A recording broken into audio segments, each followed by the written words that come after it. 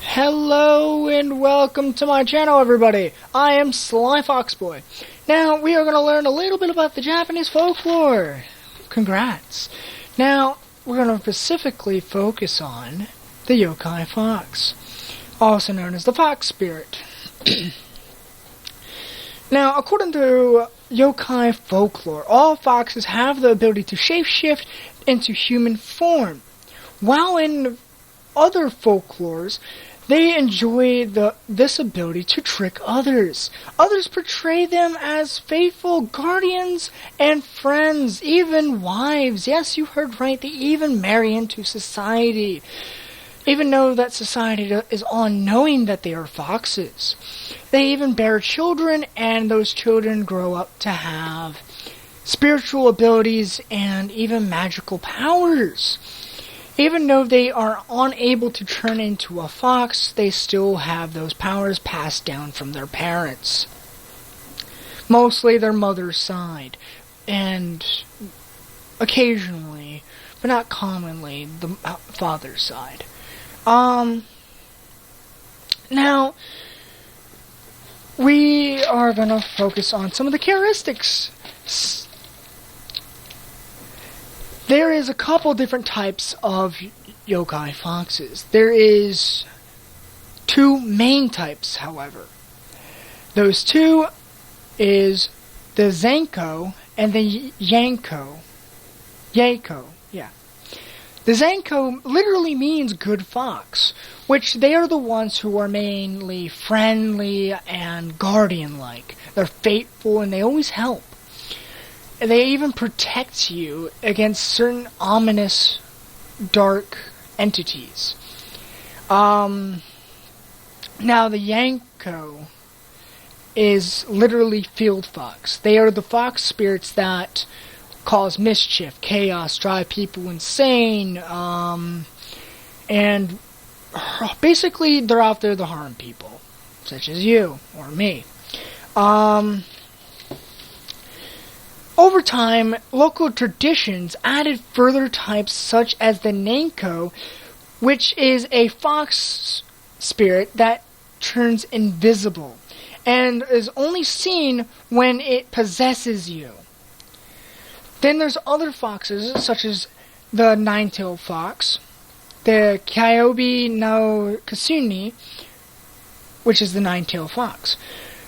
Gains the ability to control space and time, and even greater powers than that. They can fly, they can do many other magical abilities and powers. They even have the ability to see and hear around the world.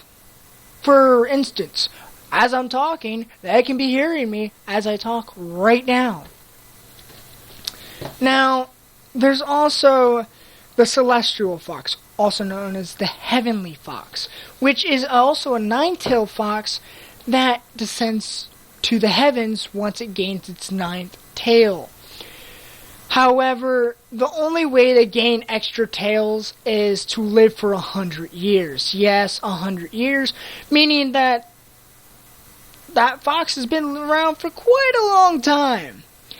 However, once it hits 1,000 years old, that's when it gets its ninth tail. Yeah, the math doesn't really add up now, does it? No, it does. My bad, I miscounted. Anyways, they control the most powerfulest abilities. Actually, they're considered the most powerful fox spirit out of them all. Now, they also have characteristics such as, like a vampire. They are closely resembling a vampire or a succubus in ways, in certain folklores. Due to the fact that they drain the life force or your spirit from turning to human form and having a sexual relationship with you. That's how they gain, in certain folklore, that's how they gain their abilities and powers by draining your life force and your spirit. And other folklores, they are lovers and wives, devoted wives that are there for you even through the hardest times. Even though you do not know it, that your wife is a fox, you still marry her and she bears your children. Like I mentioned before, those children will grow up and possess different qualities from that side, such as magical abilities and powers, and so on. Now, to wrap up my video, the Kusune's favorite food are tofu and sobiyaki and a couple other little dishes. Mainly also baked rice and a couple other dishes I have. Now, there's also a game based off of them, similar to rock, paper, scissors.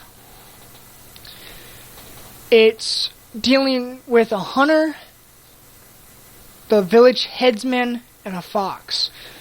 The village headsman outranks the hunter. The hunter beats the fox by shooting it. The fox bewitches the headsman. That is how the game works. It's very similar to rock, paper, scissors in a way. Now,